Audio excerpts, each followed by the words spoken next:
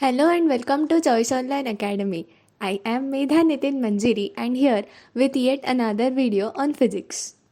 So, our topic for today is really interesting, and this is the reason why atmosphere is around the earth, or how particles are attracting towards a universe, or reason of motion of heavenly bodies, or a motion of moon around the earth, and so much of things.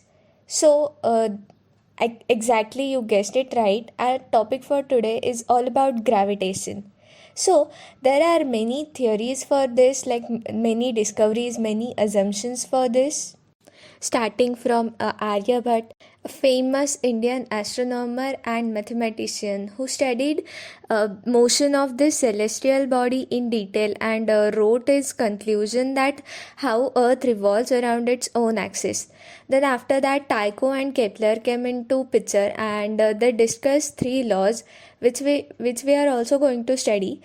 And the main here comes the main person who gave us universal law of gravitation.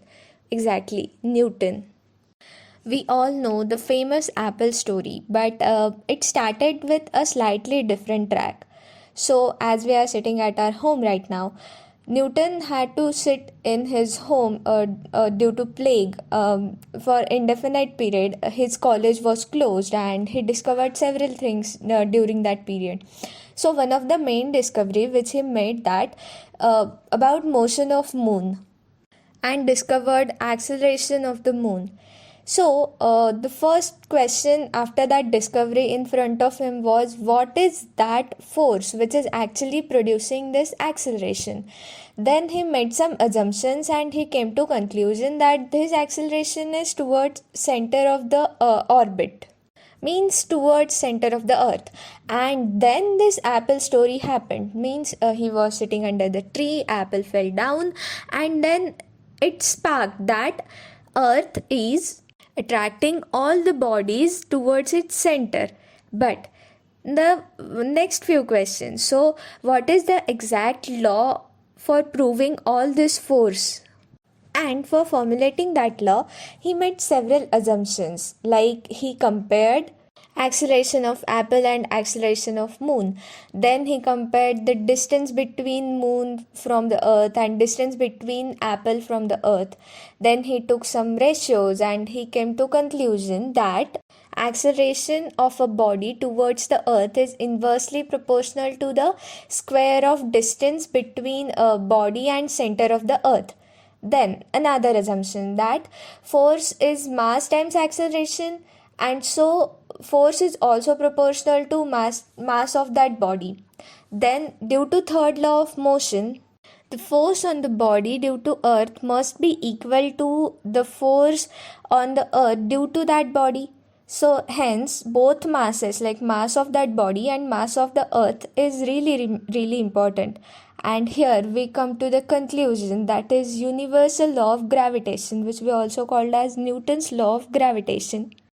And hence, Newton's law or universal law of gravitation states that every particle in this universe attract each other particle with a force which is directly proportional to the product of their masses and inversely proportional to the square of distance between their centers. Now, as you can see a figure in front of you, the direction of the force is along the line joining the particle. That is, it is a central force. We are going to see reason for this. So, the magnitude of the gravitational force of that two particle of masses m1 and m2 and separated by distance r exert force on each other, which is equal to F is equal to G m1 m2 upon r square, where m1 and m2 are masses, r is a separation distance, f is a force, and g is universal gravitation constant. So let us know a little bit about that gravitational constant. It is denoted by g, and it is discovered, the value of this g is discovered in the laboratory, by Cavendish using some torsional balance. So he made some assumptions, he did an experiment which is amazing and really really interesting. So if you want to know about that experiment, let me know in the comments, we'll make video on that also. So coming back to the point about the G, so he discovered value of that G as 6.67 into 10 raised to power minus 11 Newton meter square per kg square in SI unit, and in CGS unit you can calculate that, and let me know on the Telegram group if you can. Also from the formula, try to calculate the dimensional formula for this G and let me know if you can. So some of the properties of that G. The value of G does not depend upon nature and size of the body. It also doesn't depend upon the nature of the medium between those two bodies. So this G is the reason why gravitational forces are very small and called as weakest force, because as value of G, which we have seen, it's 6.67 into 10 raised to power minus 11 Newton meter square per kg square is really really small. Hence the gravitational forces are very small, unless and until there is one more condition why can the force value can increase. It is because unless one or both of the mass is huge. So we have seen properties of this gravitational constant. Let us just take a look at properties of gravitational force also. So the first property of this gravitational force is that it is always attractive in nature, while other two forces like electrical and magnetic forces can be attractive or repulsive. So just remember the diagram, or just see the diagram on your screen. So basically, direction of the force is along the line joining the particle, that is central force. So as you know, masses are always positive. Like there can be notions which are different, which we are going to study further, which are like inertial and gravitational. There can be notions, but masses are never negative. Hence this can be also the reason where this force is always attractive and not repulsive. And next property is that gravitational force is independent of medium between the particle, while electrical and magnetic forces depends on the nature of the medium between two particles. So what is reason for this? So first of all, understand that gravity is a unipolar. So when it passes through the medium, it does not get deviate or polarize. Hence, if it is not polarized, it does not depend on the nature of that material. While in the case of electric and magnetic force, they are polarizing. So while traveling through any material, that depends on the nature of that material. And on the other hand, this gravitational force is unipolar and only attractive. It does not get polarized, and hence it does not care about what medium it is traveling, or what medium in which the two particles are present. Also, this force is true for interplanetary to interatomic distances. So reason for this is very clear, because whenever there are words like interaction between point masses or attractive force, this force, that is gravitational force, comes into picture, and hence it holds good over a wide range of distances, like from interplanetary to interatomic distances. So again, it is a central force, that is gravitational force is a central force, means it acts along the line joining the centers of two interacting bodies. So remember the diagram which we have studied. It basically states that the separation between 2 point masses is exactly equal to its distance, like separation from their centers. And also by our first property, gravitational force is always attractive in the nature. Hence, it is a central force. That means it is acting along the line that is passing through the center of that interacting bodies. So again, as a part of statement, we have seen that also in the diagram we have two bodies. So it is two-body interaction. That means gravitational force between two particles is independent of presence or absence of other particles. That means when two bodies are interacting, it does not care about other particles which are present or absent then and there. And due to this, principle of superposition is valid. So what is basically principle of superposition? So principle of superposition states that in all linear systems, the net response caused by two or more stimuli is the sum of responses that would be caused by individual stimuli.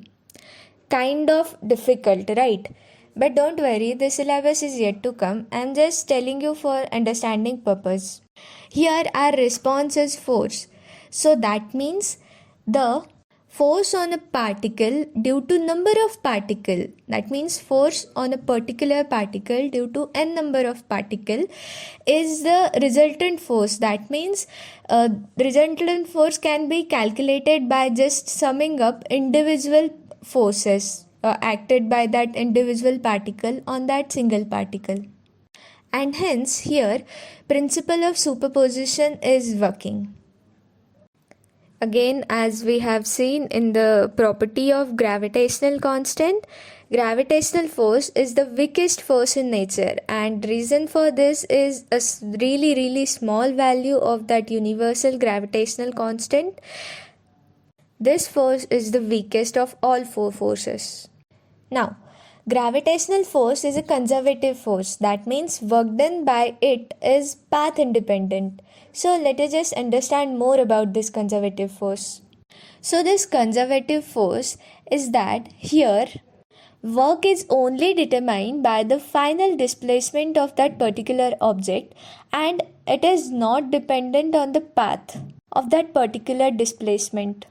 And here in this force, stored energy or more particularly potential energy is clearly defined. And this gravitational force is this type of force where work done by this is independent of that path followed. So this is an action-reaction pair. For understanding this, let us take a quick example. Let's say Earth and Moon. So the Moon is the second body and Earth be the first body.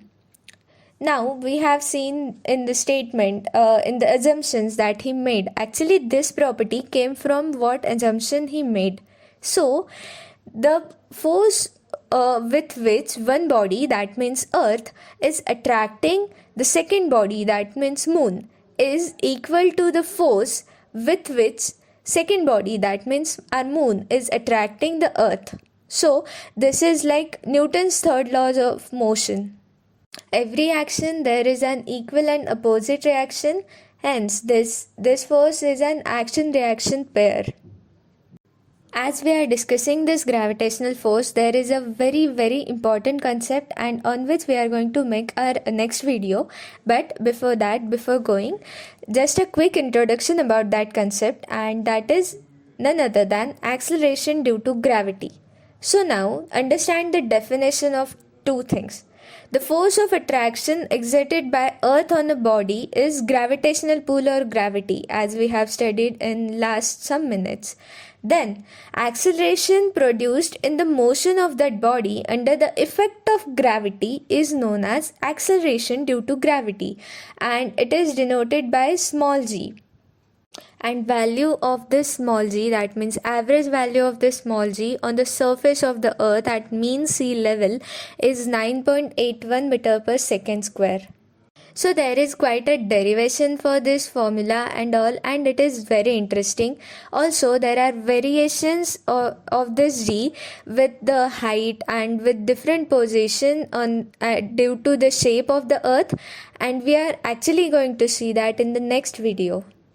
So in this video we have seen some basics of gravitation, like how it is, like its history, some sort of definition, and understood the properties of gravitational force in depth. So for deriving more things about this gravitational force, we need to understand this basic concept very clearly so that we can study gravitational potential energy, gravitational potential, and gravitational field very clearly. So, we are going to study that in next few videos. Till then, stay tuned and keep studying. Thank you.